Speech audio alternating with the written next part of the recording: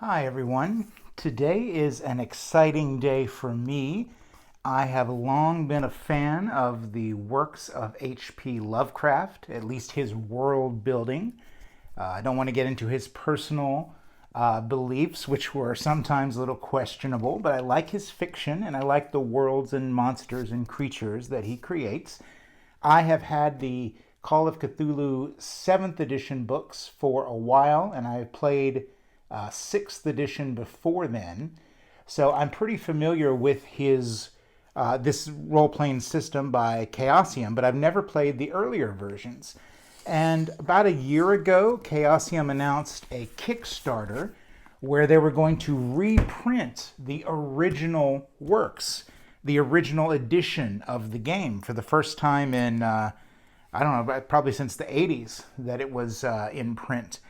So I had to back it and kind of forgot about it, as often happens with Kickstarters. You know, these things just kind of show up later. I do remember getting an email a while ago saying that it was about to start shipping, but I was really surprised when this showed up at my door today, and I thought it would be fun to just kind of take a look at this together. All right, finally got it open. And I've got little cardboard flakes all over my rug, but I'll deal with that later. Okay, well, nicely packaged here with paper. Oh, another box inside. Well, the Russian nesting doll. Maybe it's boxes all the way down. All right, let's get this one open. Okay, and here's what we have. Let's take a look. All right, let's try to get that light off there. Call of Cthulhu Fantasy Role-Playing in the World of H.P. Lovecraft. And that beautiful artwork that I've always loved. Sandy Peterson. All right. And there were two versions of this available. One was the 1-inch version that includes just the kind of base rules. And then there was a second version available for more money where you could get the 2-inch box that has a bunch of modules included as well, and that is what I ordered. So I don't know if that's 2 inches, but anyway, let's take a look. It is the 40th edition of the game, Call of Cthulhu. All right, well, let's crack her open and get that. Let's take a look at that shrink wrap. I think probably my thumb will do. Yes. I think this is just about the fastest I've ever opened something that I've received in terms of gaming. Often these games sit for several days before I get around to opening them. Whoops, I'm dragging the tablecloth everywhere. But because I know a lot of people backed this, I wanted to get this video out right away so folks who are excited for it can kind of see what it looks like. And honestly, I'm excited too. All right, here we go. Nothing in the box. Okay, what's in this box? An explanation of the parts. So I won't read this out loud, but here it is if you want to pause and read it. Looks like it's all in focus. Okay, here's some character sheets. Okay, looks like several of those. So 1, 2, looks like 4 character sheets are included, but of course we can photocopy as many as we want. And let's take a look. Call of Cthulhu Classic Edition, the rule book, table of contents. So really nice. Again, I've never played 2nd edition. I've played a lot of 6th and 7th. So I'm interested to see how different this is. I don't think it's any different if you've played it previously. I think it's just a straight reprint. I don't know that it's been updated, except I think they said they fixed a couple of typos that were in the original books, but I don't think there's any rules updates. So here's the base book, 1920 source book. That's very cool. Looks like a Zeppelin. And here, let's see if we can take a better look at that. Nice. Okay. timeline, calendar, crime, on cultists, railway coaches, travel, prices and cash. So all kinds of cool stuff that looks like a keeper, as the dungeon master is called in this game, that the keeper can use, and looks like a nice timeline of that era. So if you need to see when certain things happened, 1923, the Teapot Dome scandal for the Harding administration. Klondike Gold Rush begins here in 1836. 1912, an intensely black object is seen on the moon. Well, that's cool. The sinking of the Titanic is not here. That's interesting. Oh, well, that's the universe. So let's see. Important. How about is it here? Nope, still nothing. I thought maybe they would include the Titanic in the important and lesser events, but they don't. Maybe natural and man-made disasters. Yes, the Titanic. The Titanic ran by iceberg. 1,517 passengers and crew are lost. So some nice, and even a calendar is included for 1920. Nice if you want to plan a calendar-accurate campaign. Oh, this is kind of fun. And then here's biographies of important people of the era. Nikola Tesla, I love it. Benito Mussolini, Mao Zedong. J. Edgar Hoover, Adolf Hitler. Boy, the hits keep on coming. All right, information about crime and arrests. Yeah, I could spend the whole video just looking at this book. I love this kind of stuff. But we won't go through every page, but that's pretty cool. The Shadows of Yog-Sothoth. Here is a campaign. So if you don't like creating your own modules, you can go ahead and just run one straight here in the box. Silver Twilight, which if you've played any Arkham Horror, the card game, you'll be familiar with the Silver Twilight Lodge. Oh.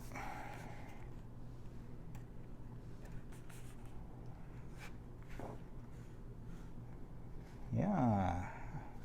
These well, I was just about to say there aren't as many illustrations here as there are in the D&D books, but then I just happened to turn to this page. So, very nice. I love that. I love the tentacled sea monsters. Excellent. The Asylum and Other Tales. I think these are some shorter campaigns, some like one-session scenarios, if I'm remembering correctly. Let's see. Yeah, looks like it. So here are some short things to play, and it looks like some props or some assets that you'll need for the keeper to run the game. Oh, fun. Necromantic Skeleton. Boy, I hate those. Ghoul 1, Ghoul 2, the Evil Owl. Oh, flashbacks of Twin Peaks. These owls are not what they seem. Sorry, I just bumped the tripod. The Cthulhu Companion, Ghastly Adventures and Erudite Lore. Love that picture too.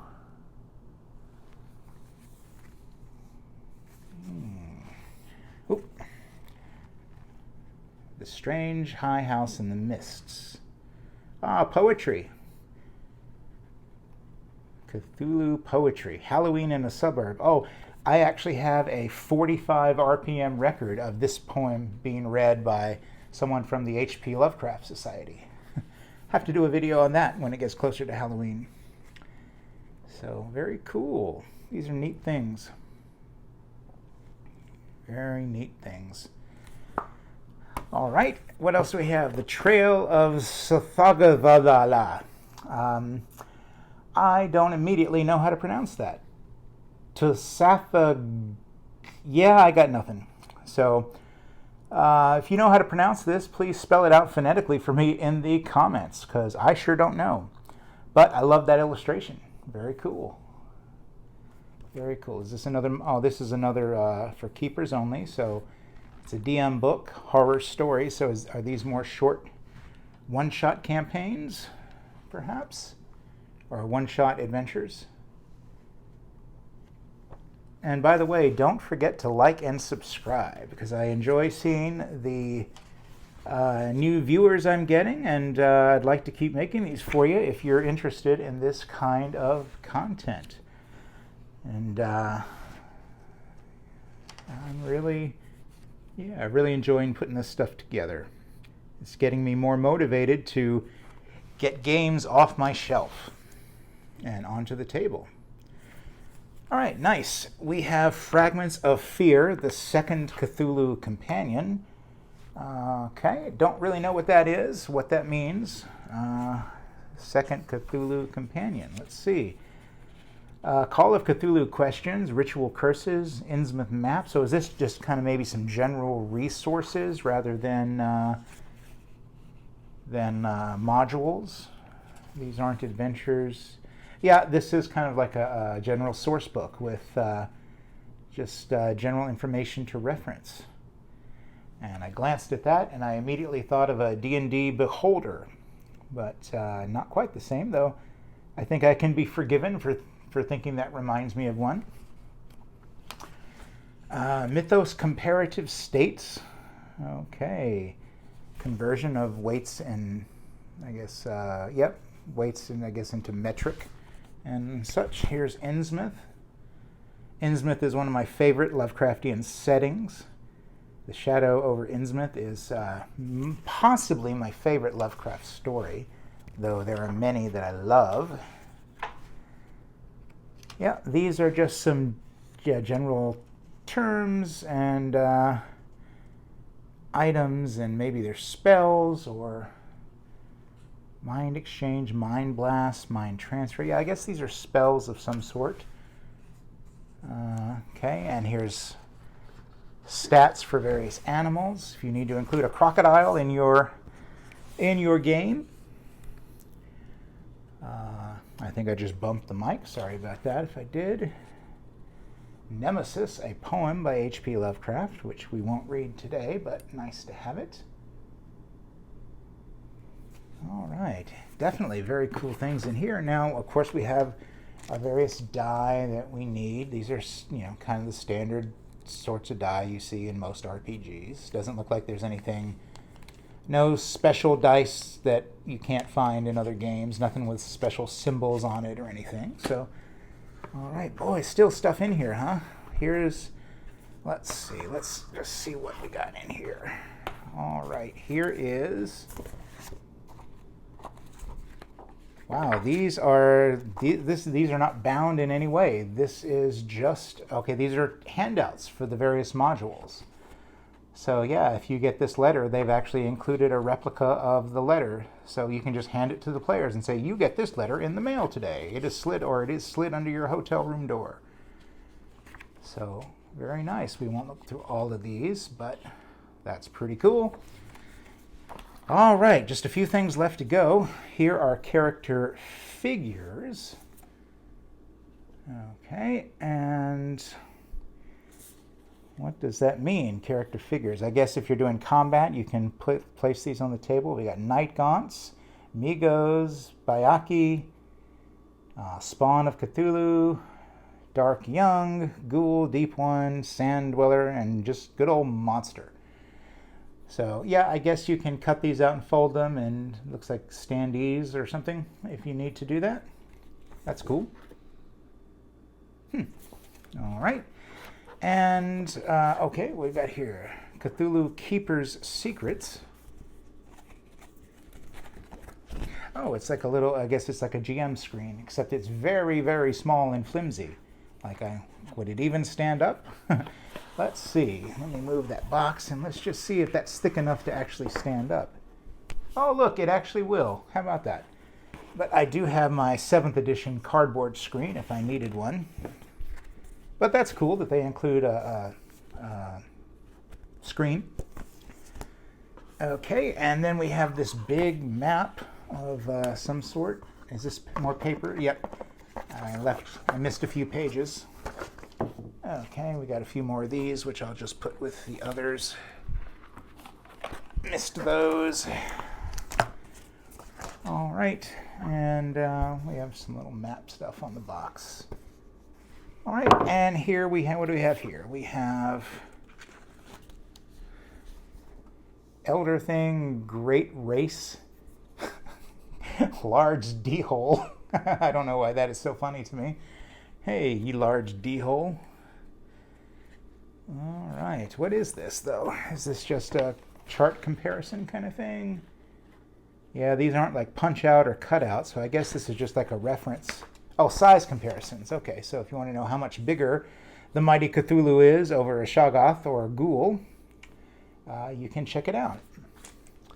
And lastly, we have what looks to be a map, and it's big. Oh, it's really big. Let's see. All right, it is too big to all fit on the camera, so we'll just kind of take a look. It's just a world map. North America, South America, Africa, Europe, Australia, Asia, Antarctica. It's all here. And Cthulhu, or some sort of sea monster. What's on the other side? We have, it looks like a street map of, oh, it's Arkham. You see at the top there, if that fits in frame, Arkham. So the town of Arkham, and of course you know Arkham has Miskatonic University, and there are various numbers here, so these correspond to these, and it would be very interesting to compare this layout with Arkham Horror the card game. The Dunwich Legacy cycle includes a couple of scenarios at Miskatonic University, so it would be interesting to see how accurate this is or how much this matches the game. Probably not at all, because actually many of these locations don't even appear, but that would be fun.